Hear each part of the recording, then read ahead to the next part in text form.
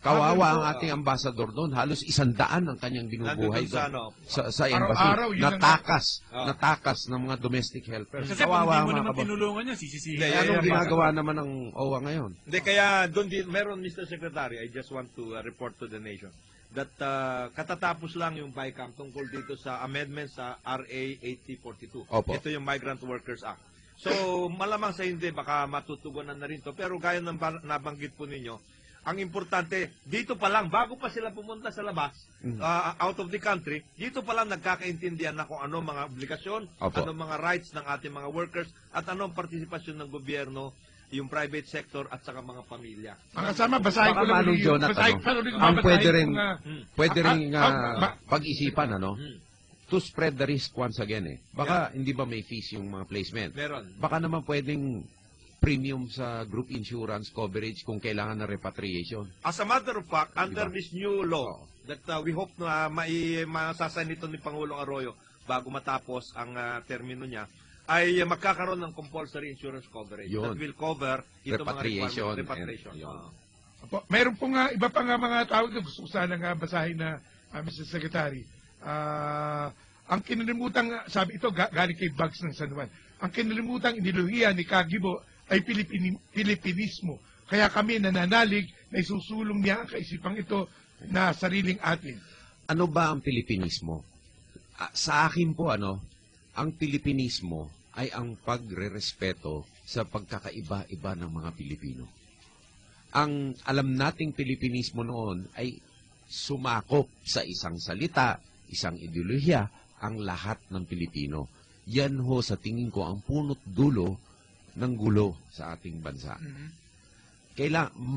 Ang yaman ng ating kultura, ilang lingwahe, iba't ibang tao, iba't ibang races, no? At ang Pilipinas ay melting pot. Ngayon, kailangan i-leverage natin ang kalakasan ng bawat klaseng tao. Katulad kami ni Manong Jonah, isang salita namin. Ilocano salita namin. Kailangan ipagmalaki namin yan, eh. Kasi kultura namin yan, eh. Bagamat ako'y adopted. No? Dahil tiga-Tarlac kami sa parteng yun, ang lola ko tiga-Baguio. Bagamat ganon, dapat itaguyod namin ang lingwahe namin, kultura namin. Ay, ang problema dito, hindi natin tinuruan, ang lalo na makabataan, na iba't iba ang Pilipino.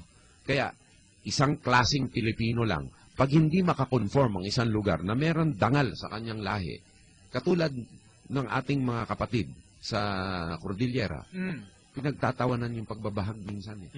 Yan ay malaking galang at respeto. Karangalan sa kanila yon. Sagrado yon. Diba, Secretary Gibo, yung sa Amerika, ano ba yung kanilang slogan? E pluribus unum. Unity and diversity. Unity and diversity. Ganun ho dapat dito. Hindi tayo arkipelago by accident. May ibig sabihin yun, eh. Doon ho sa Kabindanawan, pagka hindi ho magsalita ng Tagalog, sasabihin natin either mahina o rebelde. Hindi. Ngayon, kung turuan natin ang isa't isa, kung ano ang kultura ng isa't isa, based on mutual respect and understanding, doon tayo magkakaisa as Filipinismo. Doon ho ako naniniwala. Ito naman Mr. Secretary, galing kay Rene Acela ng Bacolod. Ang sabi niya, my family is praying that God will guide our voters to believe in their ideals and competence, integrity, and leadership, and not be swayed through cheap campaign gimmicks like celebrity endorsers. We like your style of campaign through platform and program and no mudslinging. It shows a person's good character. In my own little way, I campaign for you by convincing my relatives and friends through your speeches downloaded from YouTube and columns from respectable columnists. Good luck and God bless. Meron kayong YouTube? Madamo, gid nga salamat sa inyong tanan dito sa Bacolod. Ito nga family ng mga kababae niyo sa Concepcion Tarlac. Pakibaba mo nga ng konti. David Diaz, Tuason, and Pineda families. Nasa yun, nawala. Yan, angat mo. David Diaz, Tuason, and Pineda families of Concepcion Tarlac. Kababayan namin si Noynoy Persigibong, aming iboboto. Maraming po salamat. Dakal salamat po. Kababayan din naman yung si Secretary Gibo. Pero si Senator Noynoy po, talagang tiga Concepcion po yung si Senator Aquino po nung araw. Pero kayo po sinasabi ni Parigal Jordan, you are a native Ilocano speaker. Tingin niyo po ba meron pang botong solid North? Meron po. Meron po. At mukhang Gibo Kayo yan. pwede Dami magdala nun. ang Kayo- dami kong Nadadama kaibigan po sa, natin yun sa, ngayon. sa social networking, mga Ilocano for Gibo eh. Doon ho natin makikita kasi talaga yung unity ng isang salita, ng isang kultura. No? At hindi naman dahil gusto ng Ilocano solohin ang development, pero gusto nila na may isang tao na naman na makakabigay ng karangalan, no, sa pagka-Ilocano. Mr. Secretary, mayroon hong text dito tungkol.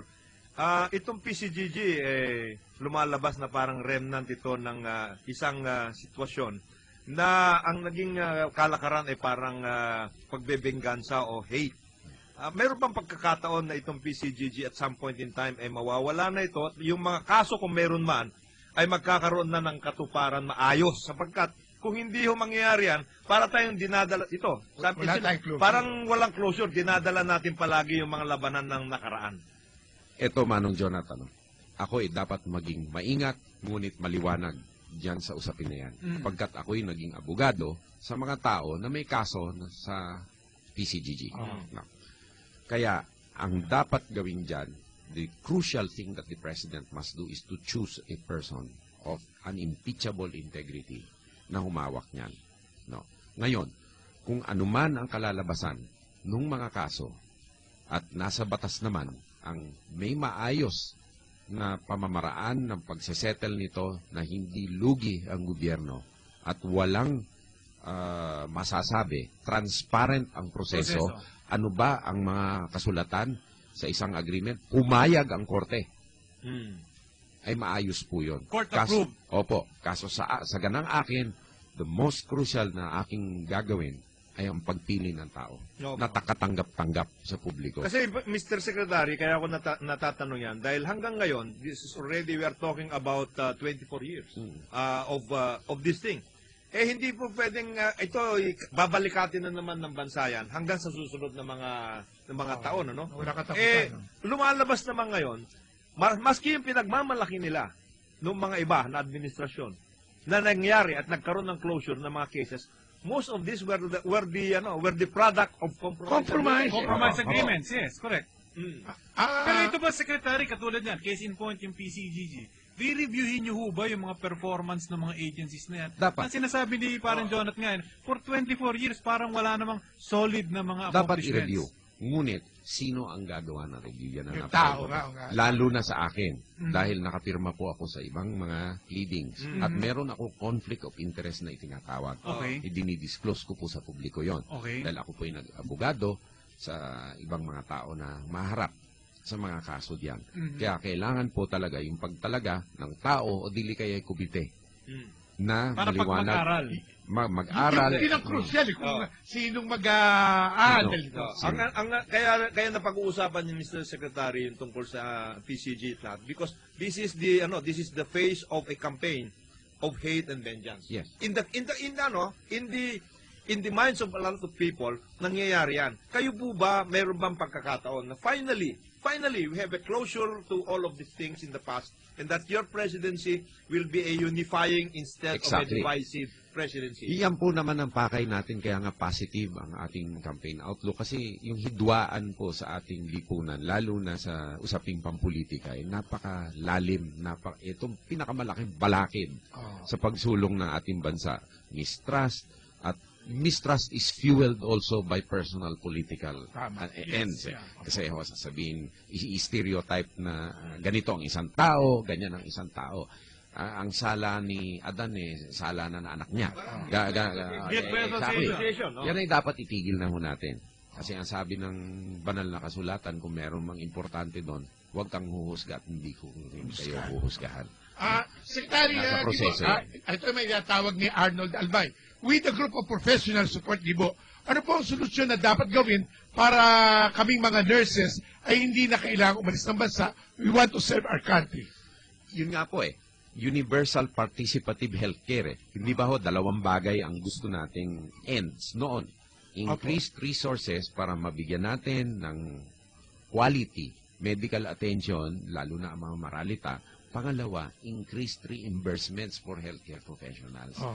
para hindi na po sila umalis. Para naman economically viable sila. Ano po? Tapos yan ang sinasabi natin na kailangan